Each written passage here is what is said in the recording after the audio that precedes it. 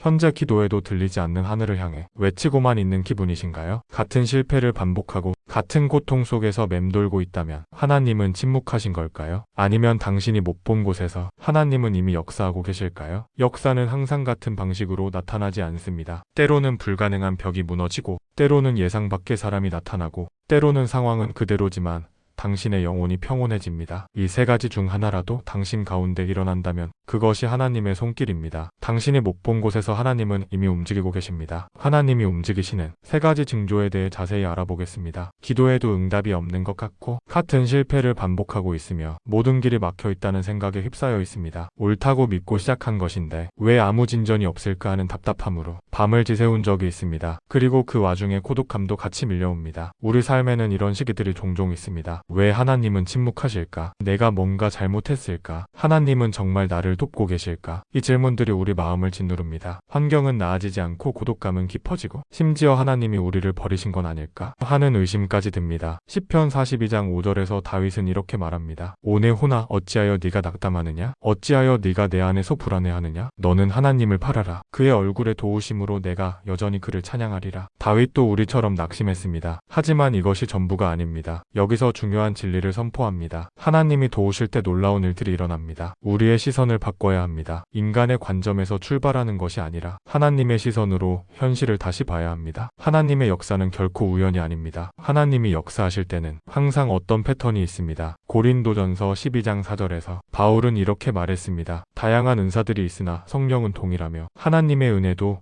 여러 가지 방식으로 나타나지만 그 본질은 같습니다. 여기서 우리가 알아야 할 신학적 진리는 이것입니다. 하나님이 역사하실 때 반드시 세 가지 현상 중 하나 이상이 나타납니다. 막힌 문이 열리거나, 예상치 못한 사람이 나타나거나, 상황은 같지만 내 마음에 평안이 찾아옵니다. 이것이 하나님의 일하시는 방식입니다. 그리고 이를 알 때 우리는 비로소 소망할 수 있게 됩니다. 하나님이 역사하시는 가장 명확한 징조는 불가능해 보이던 문이 열리는 것입니다. 출애굽기 14장 21절에서 모세가 바다 위로 그의 손을 뻗쳤더니 주께서 밤새도록 강한 동풍으로 바다를 뒤로 물러가게 하시어 바다로 마른 땅이 되게 하시니 물이 갈라졌더라. 홍해는 인간이 해결할 수 없는 벽이었습니다. 애굽군은 뒤에서 쫓아오고 앞에는 바다가 있었습니다. 그런데 하나님이 개입하시니 길이 열렸습니다. 요단강도 마찬가지였습니다. 여호수아 3장 16절에서 위로부터 내려온 물이 서서 사레탄 옆에 있는 아담 성읍으로부터 아주 멀리 물무더기를 일으키고 평원의 바다 쪽, 즉 여매로 흘러가는 물은 그쳐서 끊어지니 백성이 여리고 앞으로 바로 건너더라. 불가능해 보이는 강이 갈라졌습니다. 여리고성도 그렇습니다. 여호수아 6장 15절과 16절에서 7일째 되었을 때 그들은 그날 새벽에 일찍 일어나서 그 성읍을 같은 방법으로 7번 돌았으니 그들은 그날에만 성읍을 7번 돌았더라. 7번째 돌 때 제사장들이 나팔들을 부니 여호수아가 백성들에게 말하기를 소리 지르라. 주께서 너희에게 이 성읍을 주셨느니라. 성벽이 무너졌습니다. 이것이 바로 하나님의 역사입니다. 인간이 해결할 수 없는 벽이 초자연적으로 열립니다. 당신의 앞을 막고 있던 그 일이 당신이 해결할 수 없던 그 문제가 갑자기 길이 나는 경험을 말하는 것입니다. 신앙적 교훈은 이것입니다. 하나님의 개입은 환경의 변화로 시작됩니다. 외부 상황이 바뀌는 것이 우리가 가장 먼저 경험할 수 있는 하나님의 역사의 증거인 것입니다. 하지만 하나님의 역사가 항상 극적인 환경의 변화로만 일어나지는 않습니다. 때로 하나님은 직접 움직이기보다 사람을 통해 우리를 도우십니다. 룻기에서 룻은 남편을 잃고 시어머니 나오미와 함께 절망적인 상황에 처해 있었습니다. 룻기 3장 11절에서 내 백성이 다 알거니와 너는 덕스러운 여자라고 말한 보아스를 통해 룻은 구원받습니다. 룻은 보아스를 찾지 않았습니다. 나오미의 지혜로운 조언으로 만나게 된 것입니다. 그것이 바로 하나님의 일하심이었습니다. 현대에도 이런 일은 계속됩니다. 당신이 고민하고 있던 일에 대해 누군가 예상 밖의 조언을 해줍니다. 당신이 필요로 하는 기술을 가진 사람이 갑자기 당신의 삶에 나타납니다. 당신이 혼자라고 생각했을 때 누군가가 당신 곁에 있어줍니다. 직업을 소개해주는 사람, 문제 해결을 도와주는 사람, 혼자가 아니라는 것을 일깨워주는 사람. 이것이 두 번째 현상입니다. 예상치 못한 만남이나 관계 속에 하나님의 섭리가 작동합니다. 야고보서 1장 27절에서 하나님 아버지 앞에서 순수하고 더럽혀지지 않은 종교 행위는 이것이니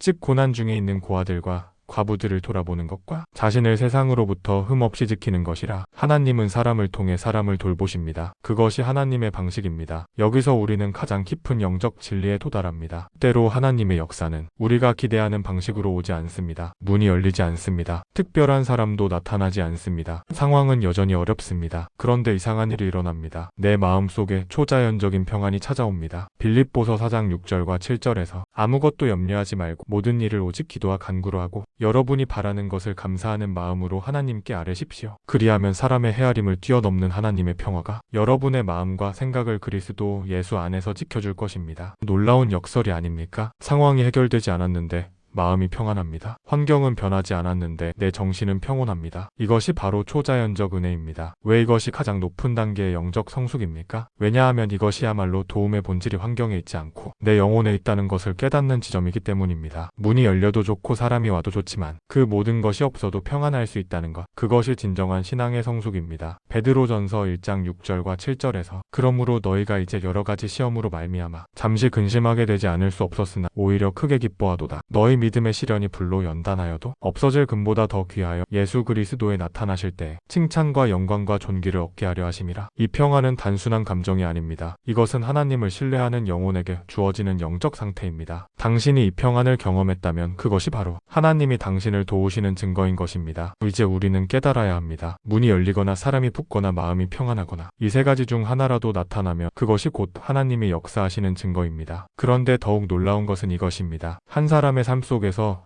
이 세 가지를 모두 경험할 수 있다는 것입니다. 어떤 시기에는 당신의 앞에 문이 열립니다. 기도가 응답되고 길이 나고 상황이 변합니다. 당신은 하나님의 손길을 명확히 느낍니다. 다른 시기에는 예상 밖의 사람이 나타납니다. 그 사람의 한마디가 당신을 구합니다. 당신은 혼자가 아니라는 것을 깨닫습니다. 그리고 또 다른 시기에는 아무것도 변하지 않았는데 당신의 영혼 깊은 곳에 평안이 흐릅니다. 당신은 이 평안 속에서 기도하고 이 평안 속에서 견디고 이 평안 속에서 성장합니다. 이것이 하나님의 영역별 역사 방식입니다. 환경의 변화, 관계의 연결, 영혼의 평온. 각각은 다르지만 모두 같은 하나님의 손길입니다. 로마서 8장 28절에서 우리가 알거니와 하나님을 사랑하는 자 곧 그 뜻대로 소명을 입은 자들에게는 모든 것이 함께 일하여 선을 이루느니라. 하나님은 각자에게 맞는 방식으로 역사하십니다. 당신에게 필요한 것이 무엇인가를 아시는 하나님이 당신의 상황에 가장 맞는 방식으로 도우십니다. 어떤 이에게는 환경의 변화가 필요하고 어떤 이에게는 한 사람과의 만남이 필요하고 어떤 이에게는 영혼의 평안이 가장 필요한 것입니다. 지금 당신은 어느 막힘 속에 있습니까? 당신의 앞길이 보이지 않고 해결 방법이 없어 보이며 하나님이 침묵하시는 것 같다면 당신에게 선포하겠습니다. 오늘 당신 가운데 하나님의 역사가 있기를 소망합니다. 혹은 당신의 막힘이 곧 열릴 것입니다. 문이 열리고 길이 나고 상황이 변할 것입니다. 당신이 감당할 수 없는 그 벽이 무너질 것입니다. 혹은 예상 밖의 사람이 당신의 삶에 나타날 것입니다. 당신을 도와줄 사람, 당신과 함께할 사람, 당신이 혼자가 아니라는 것을 일깨워줄 사람이 올 것입니다. 혹은 당신의 영혼이 평온해질 것입니다. 상황은 여전할 수 있지만 당신의 마음 가운데 초자연적인 평안이 흐를 것입니다. 그 평안이 당신을 지킬 것입니다. 요한복음 14장 27절에서 내가 너희에게 화평을 남겨두나니 나의 화평을 너희에게 주노라. 내가 너희에게 주는 것은 세상이 주는 것과 같지 아니하니 너희는 마음에 근심하지 말고 두려워하지도 말라. 이것이 우리 주 예수 그리스도의 약속입니다. 이제 당신은 깊이 있는 질문을 던져야 합니다. 지금 내게 필요한 것은 무엇입니까? 내 앞에 문이 열려야 하는 것입니까? 아니면 나와 함께할 사람이 필요한 것입니까? 아니면 이 모든 상황 속에서